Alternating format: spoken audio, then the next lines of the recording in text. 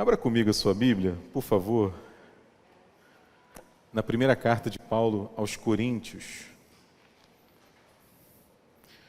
Primeira carta de Paulo aos Coríntios.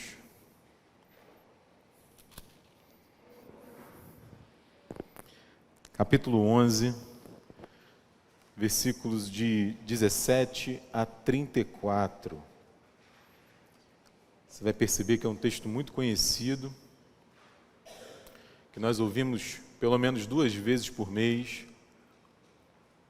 e eu vou tentar me explicar o porquê desse texto hoje também. 1 Coríntios 11, versículos 17 até o 34. Diz assim a palavra do Senhor. Foi? Todo mundo? Vamos lá. Nisto, porém, que vos prescrevo, não vos louvo, porquanto vos ajuntais não para melhor, e sim para pior.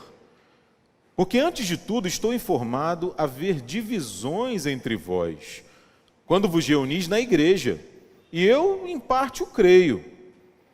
Porque até mesmo importa que haja partidos entre vós, para que também os aprovados se tornem conhecidos em vosso meio. Quando, pois, vos reunis no mesmo lugar, não é a ceia do Senhor que comeis. Porque ao comerdes, cada um toma antecipadamente a sua própria ceia. E há quem tenha fome, ao passo que há também quem se embriague. Não tendes, porventura, casas onde comer ou beber? Ou menosprezais a igreja de Deus e envergonhais os que nada têm? Que vos direi? Louvar-vos-ei? Nisto certamente não vos louvo. Porque eu recebi do Senhor o que também vos entreguei. Que o Senhor Jesus, na noite em que foi traído, tomou o pão. E tendo dado graças, o partiu e disse: Isto é o meu corpo, que é dado por vós. Fazei isto em memória de mim. Por semelhante modo, depois de haver ceado, tomou também o cálice, dizendo: Este cálice é a nova aliança no meu sangue. Fazei isto todas as vezes que o beberdes em memória de mim. Porque todas as vezes que comerdes este pão e beberdes o cálice, anunciais a morte do Senhor, até que ele venha. Por isso, aquele que comer o pão ou beber o cálice do Senhor indignamente será réu do corpo e do sangue do Senhor. Examine-se, pois, o homem a si mesmo, e assim coma do pão e beba do cálice. Pois quem come e bebe sem discernir o corpo, come e bebe juízo para si. Eis a razão porque há entre vós muitos fracos e doentes, e não poucos que dormem. Porque se nos julgássemos a nós mesmos, não seríamos julgados. Mas quando julgados, somos disciplinados pelo Senhor, para não sermos condenados com o mundo. Assim, pois, irmãos meus, quando vos reunis para comer, esperai uns pelos outros. Se alguém tem fome, come em casa, a fim de não vos reunirdes para juízo. Quanto às demais coisas, eu as ordenarei quando for ter convosco. Feche seus olhos, vamos falar com o Senhor uma vez mais. Obrigado, Deus, por estarmos na Tua casa e obrigado pela Tua palavra aberta diante de nós. Ilumina-nos, Senhor, na força do Teu Santo Espírito, para que possamos entender, absorver e vivermos a Tua palavra nas nossas vidas. Em nome de Jesus Cristo, nós oramos. Amém. Amém. Bom, diante de nós, a palavra do Senhor, no dia em que Ele nos permite, mais uma vez, celebrarmos a sua mesa, estarmos juntos ao redor da sua mesa. E, sem dúvidas, já falamos isso aqui algumas vezes nessa noite, esse é um grande privilégio. E a razão de trazer esse texto, é bem possível que alguém não falou, mas pensou: puxa, mas esse texto de novo, a gente está cansado de saber, cansado de ouvir. Como eu me referi, nós no mínimo 2 vezes falamos, lembramos, recitamos esse texto ao longo do mês, quando celebramos a ceia do Senhor. Mas eu ouvi uma pessoa dizer há um tempo atrás, e eu concordei, não é? A gente vive um tempo, e já faz algum tempo isso, que nós precisamos dizer o óbvio. Não é? Nós precisamos dizer o óbvio. Muitas vezes, na minha infância, eu ouvi, mas isso é óbvio, Diego. Não é? É óbvio, mas o óbvio também precisa ser dito. Não é? Precisa ser, no mínimo, lembrado. Não é? E é bem possível que alguém aqui entre nós não saiba, não tenha conhecimento. Ou, pelo menos, ouviu em algum momento e precisa ser lembrado. Então, esse é um texto que, vez por outra, na minha opinião, nós precisamos reviver, repensar, ouvir novamente e aprender, lembrar daquilo que o Paulo conversou ali com a igreja de Corinto. Então, como a gente sempre faz, a gente vai entender aqui um pouco o texto. Espero que você mantenha aí a sua Bíblia aberta e acompanhe os versículos. Paulo está escrevendo aos Coríntios, e como ele faz com todas as suas cartas, a gente sabe disso, né, ele escreve para resolver problema. Não apenas para isso, mas também para isso. Né? A gente já falou também, mas não custa repetir, né? É uma ilusão nós imaginarmos que as igrejas do passado eram igrejas perfeitas, igrejas que não tinham problema, igreja em que todo mundo era santo, todo mundo era tranquilo, todo mundo obedecia a Deus e estava tudo bem. Não, muito pelo contrário. Não é? Muito pelo contrário. Na verdade, a própria igreja de Corinto, se você já leu as 2 cartas que o Paulo escreveu à igreja de Corinto, você vai perceber que era uma igreja complicada. Era uma igreja complicada. Na verdade, até o reverendo Augusto Nicodemos tem um comentário bíblico às cartas de Coríntios, que o título do livro é exatamente esse, uma igreja complicada. Os teólogos que falam sobre a vida do apóstolo Paulo dizem que essa era a igreja que mais dava trabalho para o apóstolo, exatamente pela sua dinâmica. E é interessante porque o Paulo ele não tem meias palavras. Reparou aí o versículo 17, o primeiro que nós lemos? Ele já começa de forma objetiva, de forma direta. Olha só, nisso que eu vou passar a dizer agora, eu não elogio vocês. Eu não elogio vocês. Pelo contrário, chegou até mim a informação que os encontros de vocês, as reuniões de vocês, ao invés de estarem fazendo bem, estão fazendo mal.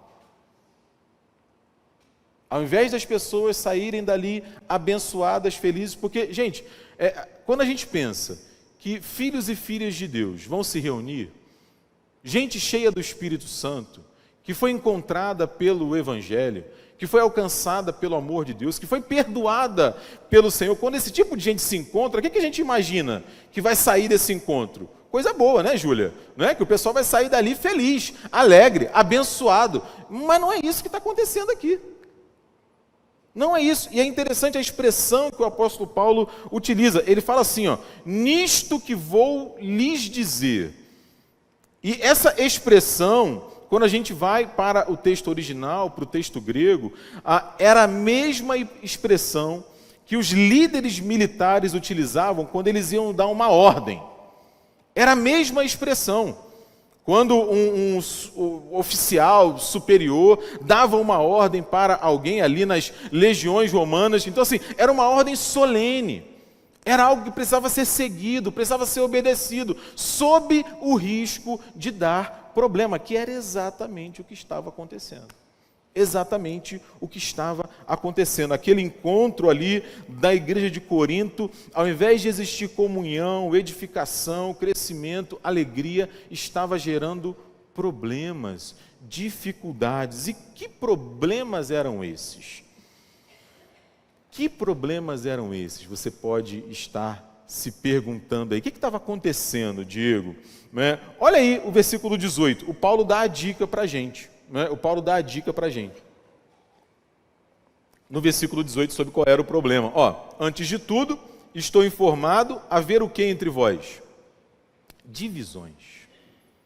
Divisões. Esse era um dos problemas. O primeiro problema que o Paulo vai apontar aqui, que é um problema recorrente na igreja. E que se você voltar aos primeiros capítulos da carta aos Coríntios, você vai perceber o Paulo tratar disso. A igreja tinha lá os seus grupinhos, as suas panelas, né? Um era de Paulo, o outro era de Apolo, o outro era de Cristo, mais espiritual, e é uma coisa assim que estava fazendo mal para a comunidade, a ponto de chegar até o apóstolo Paulo. E se de alguma forma aquela notícia foi exagerada, porque o Paulo diz assim, em parte eu creio, né? O fato é que existe. O fato é que existe, tinha problema de divisão na igreja, e não era apenas isso, não eram apenas as rixas, que a gente já vai voltar nisso daqui, não é? Óbvio, né? Se tinha problema de divisão, se tinha desencontro, isso se revelava na comunidade. E aí olha os versículos 20 e 21, quando vocês se reúnem, não é a ceia do Senhor que vocês comem, porque ao comerdes, cada um toma antecipadamente a sua própria ceia, e há quem tenha fome, ao passo que há também quem se embriague. Por que, gente? Se tem divisão, se tem problema, não é? Se tem desencontro, se tem mágoa, se tem rancor, se tem alguma dificuldade, isso vai se revelar no dia a dia e no comportamento. Então, quando o povo se reunia, o que tinha era egoísmo. O que tinha era algo até paradoxal, a falta de amor. Por quê? Sabe de que o Paulo está falando aqui? Você deve ter ouvido falar disso. Era muito comum nas igrejas desse momento da história, algo que nós fazemos ainda hoje. O pessoal se reunia no espaço onde a comunidade se reunia, né, ali onde eles estavam juntos, cada um levava uma comida e uma bebida, todo mundo celebrava junto e depois participava da ceia, conforme Jesus havia instituído. Né? O nome dessa reunião era ágape. O nome desse encontro era ágape. Então eles se reuniam para tomar, para participar do ágape, que você sabe, é uma das palavras gregas para o amor. É uma das palavras gregas para o amor. E nesse ágape, exatamente o que não tinha, diz o apóstolo Paulo, era amor.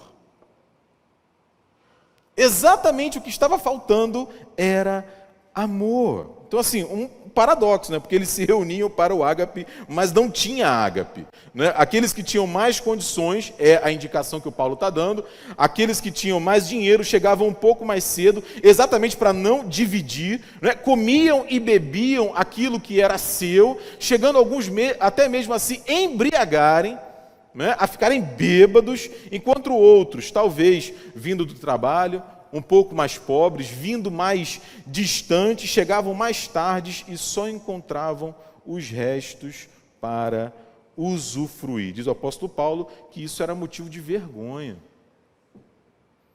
Motivo de vergonha, de humilhação para a igreja. Então, assim, gente, esse é o contexto do texto que o Paulo fala sobre ceia, que a gente ouve 2 vezes por mês. O que enseja a lembrança e o ensino do Paulo sobre a ceia é esse contexto da comunidade. A comunidade tinha as suas virtudes, mas também tinha as suas dificuldades. Então, a divisão na igreja e o resultado dessa divisão, uma celebração que não era a celebração do ágape, era a celebração do egoísmo, a celebração do eu. Não é como a gente costuma dizer hoje, ó, farinha pouca, meu pirão primeiro. Não é? Isso é um equívoco. Agora, o Paulo ele fala uma coisa que é, no mínimo, estranha.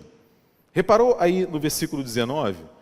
O Paulo ele consegue encontrar um motivo, um valor, um propósito para essas divisões. Que isso, Diego? Como assim? Não é? Ele vai falar, importa que haja partidos entre vós. Para quê? Para que também os aprovados se tornem conhecidos em vosso meio. Primeiro, qual era a natureza desse partido, dessa divergência? O que suscitava essas divisões? Para facilitar para a gente, simplesmente, tinha uma galera na igreja que queria se manter fiel ali ao evangelho e tinha uma galera na igreja que queria seguir a sua própria cabeça. Simples assim, para a gente facilitar. E isso estava gerando dificuldades entre os grupos da igreja. Aí o Paulo vai dizer assim, olha, peraí, isso aí é ruim, é óbvio que isso é ruim. O ideal era que todos nós caminhássemos juntos. Todos nós sentássemos, conversássemos, olhássemos nos olhos uns dos outros e tirássemos as nossas diferenças. Afinal de contas, todos nós somos filhos e filhas de Deus. Esse é o mundo ideal. Mas peraí, mesmo diante dessa situação, dá para a gente tirar uma coisa boa disso daí. Qual é a coisa boa? Nós vamos ver quem segue a Jesus e quem não segue. Nós vamos ver quem está disposto a seguir o Evangelho, a vontade de Deus, ou quem vai continuar a se achar superior.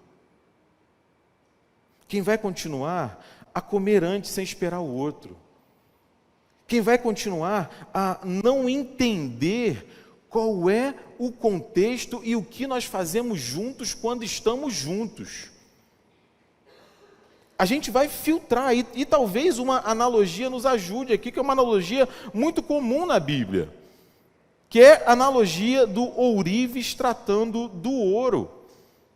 Ele, quando faz ali o processo de purificação do ouro, alguma coisa do ouro fica pelo caminho, para que aquilo que for purificado seja utilizado para fazer uma joia, aquilo que ele entende que pode ser feito. Da mesma maneira, o Paulo diz que os crentes da igreja de Corinto estavam sendo provados por aquela situação. E é muito interessante, porque essa é uma lição que nos serve hoje ainda, gente.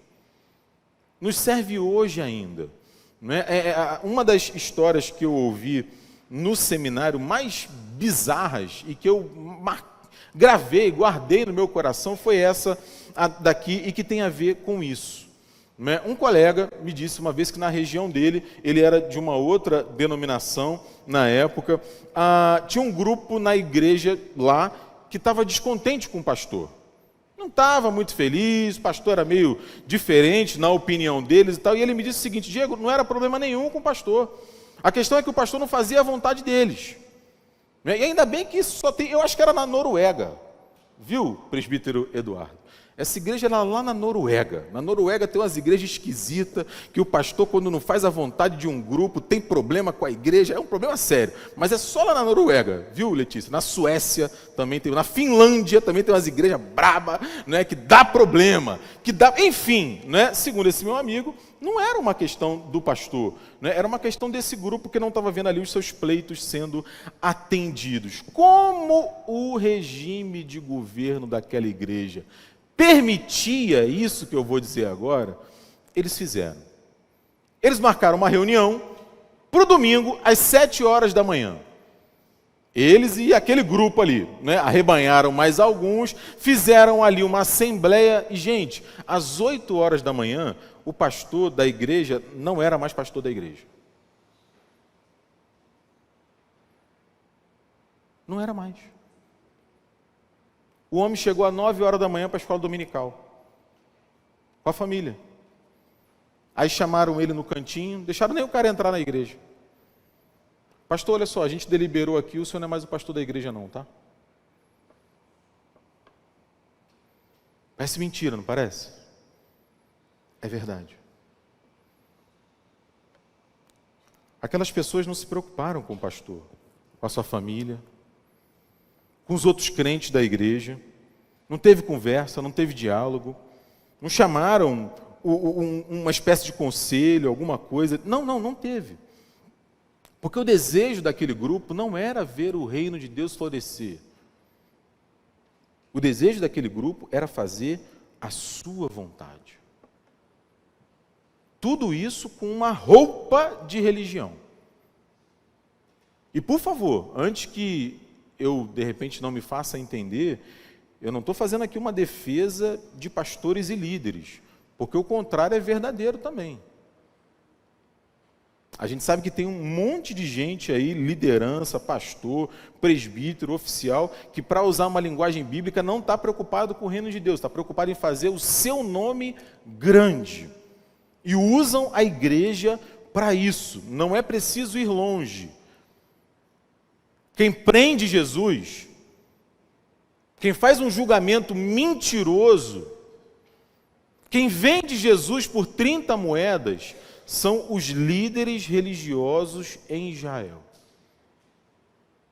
aqueles que deveriam zelar pela palavra de Deus. Então veja, o que o Paulo está chamando a atenção aqui da igreja de Corinto naquele momento, e de mim e de você hoje, é o seguinte: as circunstâncias da nossa vida, a maneira como a gente decide se conduzir, né, se é guiado pela palavra de Deus ou não, é que vai provar a nossa fé, ou melhor dizendo, é que vão provar a nossa fé e o nosso coração. Esse é o ponto. Esse é o ponto. Por isso Paulo faz essa afirmação aqui, inicialmente estranha, não é? Sobre um propósito para aquele partido, para aquela divergência. Então a gente já pode tirar algumas lições aqui. Porque nós também estamos prestes a tomar parte da ceia, da mesa do Senhor. E a gente precisa se perguntar, o que tem movido a gente? O que nos tem movido no Evangelho? Como é que a gente chega à mesa? Será que a gente chega na expectativa de celebrar o ágape? Ou a gente chega na expectativa de reforçar o eu? O nosso desejo, a nossa vontade, a nossa visão de mundo, a nossa opinião. Será que nós temos seguido o nosso próprio coração, as nossas próprias convicções? O presbítero Vitor acabou de citar aqui agora o texto de Jeremias. Enganoso é o coração. Mas o Paulo não para aí. Graças a Deus por isso, né? Ele confronta a igreja, identifica a divisão, né? Aponta um propósito, ainda que estranho, para aqueles conflitos, mas ele vai aprofundando isso. Quando ele diz, olha, não é a ceia do Senhor que vocês estão se reunindo para comer. Ou seja, eles tinham o ritual, gente. Eles tinham o ritual, preparavam aquilo dali, mas era uma mera representação. E esse é um risco que está diante de nós toda vez. É mais um domingo, como eu falei no início aqui da nossa reflexão, é mais uma ceia, é mais um sermão, é mais um. Por isso não dá só para a gente apontar o dedo para os coríntios. A gente precisa olhar o nosso próprio coração. Ah, é mais um pedaço de pão? É mais um cálice de vinho? Ou eu estou de fato tomando parte da mesa do Senhor? Porque eu posso incorrer na mesma dificuldade. E se for isso, desculpa, o Paulo chega até a ser duro. Olha aí o versículo 22. Vem cá, é para comer e beber? Fica em casa. É porque tem aquele meme na internet, né? Não, você não pode falar isso e tal, tem que falar de outro jeito, né? Aí ele vai e fala, né? Não tendes, porventura, casas onde comer ou beber? Mas o que ele está falando é isso. Se é para comer e beber, fica em casa, irmão. Você não entendeu esse negócio. Não adianta, porque você vai vir para cá, você vai perder o seu tempo. Na verdade, você está menosprezando a igreja de Deus. Quando a gente chega à mesa sem discernir o que ela significa. Por isso o Paulo, ele resgata o ensino de Jesus. Ele resgata o ensino de Jesus. E aí ele vai dizer, aquilo que eu recebi é o que eu entrego para vocês. O que ele está ensinando para os coríntios é aquilo que ele recebeu de Jesus, aquilo que o próprio Cristo falou, e a gente vê isso dos versículos 23 a 25, porque eu recebi do Senhor o que também vos entreguei. Então aqui vale mais uma vez a lembrança. Quando a gente toma o pão, qual é o significado do pão? Quando você pegar o pão daqui a pouco, qual é o significado deste pão? Ainda hoje, o pão, para o povo judeu, é um símbolo do êxodo, da libertação do Egito. E a partir do momento em que Jesus institui a ceia, ele vai dizer que o pão representa o seu próprio corpo. O seu próprio corpo entregue, partido, e não custa lembrar, gente. Quando a gente fala do mundo bíblico, não é o corpo de alguém, não tem a ver apenas com a sua dimensão física. Não tem, divide corpo, matéria, alma. Não existe isso. O corpo de alguém é alguém inteiro. São as suas emoções, a sua história, a sua dimensão transcendente. É alguém por inteiro. Então, quando a gente toma parte da mesa de Jesus, nós tomamos parte, é claro, de forma simbólica, do corpo de Cristo, da vida dele entregue em nosso favor. É isso que nós chamamos, por exemplo, de vicário. Da morte, você já ouviu falar disso? Muitas vezes, a morte vicária de Cristo. Vicária é em lugar de. Quem deveria ter morrido era eu. É porque às vezes a gente se acha especial. Não, mas eu sou o reverendo fulano. Eu sou a irmã fulano, o irmão fulano. Irmão, irmã, quem deveria ter morrido era eu. Quem deveria ter morrido era você. Desculpa, nós não somos especiais. De repente estou falando aqui alguma novidade para alguém, mas nós não somos especiais.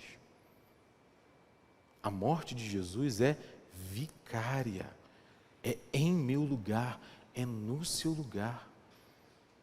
A morte de Jesus é expiatória.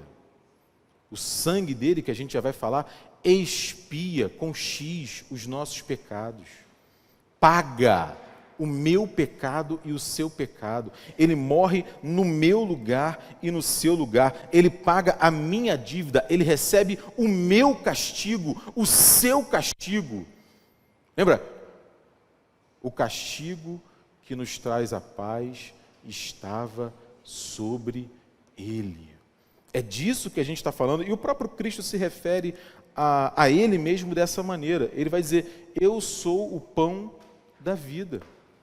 Aquele que vem a mim nunca terá fome. Então, assim, tomar parte neste pão não pode ser algo sem sentido.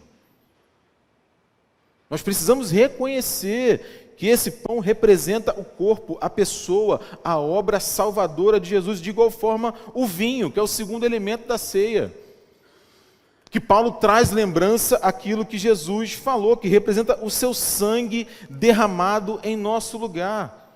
Você vai se lembrar, o sangue, ele era derramado em muitos pactos no Antigo Testamento. Aliás, quando se falava de aliança, literalmente se falava em cortar uma aliança, porque tinha a ver com o sacrifício, tinha a ver com o sangue derramado.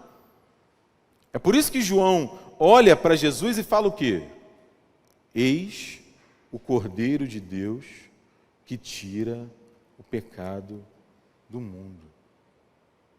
É o sangue dele derramado naquela cruz que nos salva, que nos transforma. Então, assim, da mesma maneira que Deus fez uma aliança com Israel no passado, não é? E o povo teve que aspergir o sangue nos umbrais da porta, o sangue de Jesus nos liberta do nosso pecado. O apóstolo Pedro diz assim: vocês precisam saber que não foi mediante coisas corruptíveis como prata e ouro. É fantástico isso, não é? Coisas corruptíveis como prata e ouro.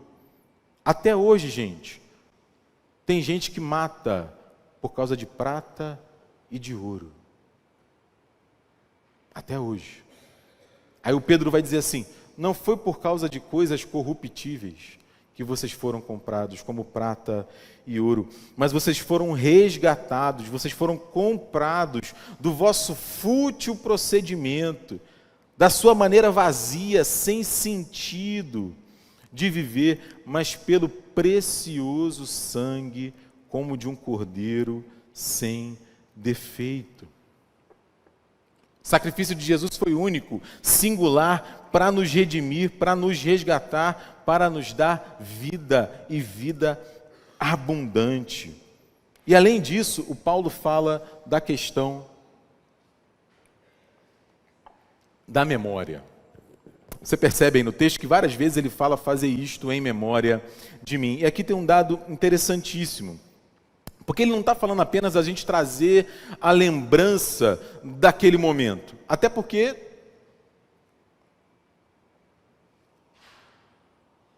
Reverendo Duz é meio idoso. Mas não estava lá não, né, reverendo? Tem alguém aqui que estava lá, gente? Se tiver, fala baixo, que é um negócio esquisito, né, Priscila? Né? Como é que a gente vai trazer a lembrança se nós não estávamos lá? Então, assim, não é uma mera lembrança. A construção do texto, a maneira como ele foi escrito, né, porque havia outras formas de dizer o que o Paulo disse. Não é? Agora, a maneira como Paulo escreveu dá a ideia para a gente de que quando a gente faz o que o Paulo está dizendo, trazer à memória, é como se de alguma maneira simbólica, representativa, sim, não é? A gente trouxesse aquele momento para o presente. De maneira simbólica, como se nós estivéssemos diante de nós a cruz. E a gente contemplasse Jesus morrendo na nossa frente. Eu não sei se com você acontece isso, mas eu tenho comigo. Assim, é uma maneira de tentar explicar isso, tentar fazer isso mais fácil. Existem alguns momentos da minha vida, não é, de coisas que eu vivi, que eu presenciei, que eu ouvi, que eu falei, que só de lembrar eu fico emocionado. Não sei se com você é assim. Parece que eu estou revivendo aquele momento. E foi há 10 anos atrás, há 20 anos atrás, há 30 anos atrás, mas só de trazer à memória aquele momento, eu fico emocionado. Parece que ele está acontecendo de novo. É mais ou menos isso, mais ou menos isso. Então, quando eu penso na morte de Jesus Cristo na cruz, esse trazer à memória que o Paulo se refere, não é uma mera lembrança. É a convicção de que aquilo aconteceu e de que aquilo tem o poder de transformar e abençoar a minha vida. E é interessante isso, porque o povo de Corinto precisava ser lembrado daquilo. Sabe para quê, gente? E claro, eu e você também, não é? Para que a gente se lembre da onde a gente saiu e para onde a gente foi levado. Isso nos falta muitas vezes. A gente discutia sobre isso no estudo bíblico na sexta-feira, não é? A gente vê e a gente tem visto, melhor dizendo, ao longo da história, muitas vezes o evangelho sendo reduzido a uma questão de resolução de problemas. Então, se você é pobre, vem para o evangelho que você fica rico. Se você está doente, vem para o evangelho que você é curado. Se você está triste, vem para o evangelho, você vai ficar alegre. Se você tem algum problema, vem para o evangelho, que o evangelho resolve. E todos esses, pô, Diego, mas eu não posso ficar curado? Eu não posso ter uma situação financeira melhor? Eu não posso ser feliz? É claro que pode. Mas a nossa maior dificuldade, ou as nossas maiores dificuldades não são essas. A Bíblia vai dizer que a nossa maior dificuldade é o pecado. É o pecado. E é isso que precisa ser tratado em mim, e é isso que precisa ser tratado em você. E é por isso que ele vai para a cruz. Não é para a gente ficar rico. Não é para a gente ser curado. Não é para a gente ser feliz. É para a gente ser liberto do pecado. Para a gente se reencontrar com Deus. Aí o apóstolo Pedro, quem vai dizer assim, ele nos tirou do império das trevas. Sabe o que era o império das trevas? Era o império do eu. Em outro momento, o apóstolo Paulo vai dizer assim, ó, essa galera que está causando problema na igreja, sabe qual é o problema deles? É que o Deus deles é o ventre. Lembra disso? O Deus deles é o ventre. Sabe o que é isso? É o eu. É o eu. Bloco do eu sozinho. Não dá. Por isso a ceia, vai dizer o apóstolo Paulo, caminhando para o final do texto, ela tem duas implicações assim muito objetivas. Primeiro, ela implica proclamação. A gente toma parte da mesa, a gente celebra a morte de Jesus e a sua ressurreição até que ele venha. Anunciando que a morte dele foi no nosso lugar, que o seu sofrimento físico e espiritual foi em nosso favor, que nós acolhemos o seu sacrifício graciosamente em nosso favor. Por isso a gente anuncia não apenas a morte dele, mas também a sua ressurreição. porque a morte não pôde detê-lo, e isso até que ele venha. E em segundo lugar, implica autoexame. Isso é fantástico. Você vê isso aí nos versículos 27 e 28. Examine-se cada um a si mesmo. Isso aqui é muito interessante. Sou eu que tenho que examinar você? Você tem que examinar o seu irmão do lado? Né? Você tem que me examinar? Quem é que tem que examinar quem?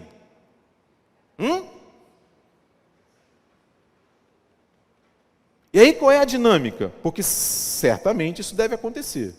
Eu olho para o meu coração e...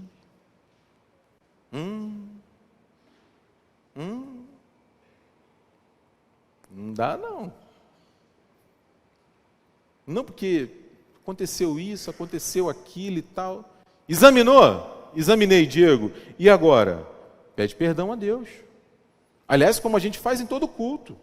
Nós não temos em todos os cultos, independente de termos ceia ou não, um momento de contrição, um momento em que a gente pede perdão pelos nossos pecados. Sim, e aí qual é a ordem do apóstolo Paulo? Tome do pão e beba do cálice.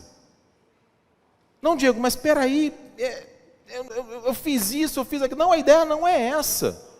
A ideia é exatamente isso que a gente acabou de conversar. Você, pela fé, quando observa esses elementos, você enxerga o corpo de Jesus partido em seu favor? O sangue de Jesus derramado em seu favor? Então essa mesa é para você. E aí você toma parte da mesa, porque o Paulo, quando ele escreve aos Coríntios, ele vai denunciar as divisões que existiam entre eles, o problema e as dificuldades que essas divisões geravam, mas ele não faz apenas isso. Como um bom pastor, não é? Como um bom pastor, ele guia as ovelhas para o caminho da restauração. E o caminho da restauração, diz o Paulo, é reconhecer a Cristo nos elementos da ceia. É retomar o sentido da ceia. Por quê? Porque eles não precisavam viver em divisão. Eles não precisavam viver preocupados em atender às suas próprias necessidades. Eles podiam viver em comunhão, conscientes das necessidades uns dos outros. Por isso o Paulo confronta eles, mas não apenas isso. Os orienta, os abençoa e traz à memória aquilo que eles já sabiam. É claro que eles já sabiam o que era a ceia do Senhor. Eles só precisavam ser lembrados. Aliás, o que o Paulo faz é o que a gente faz hoje também. Ele fala o óbvio, porque o óbvio também precisa ser dito. Amém?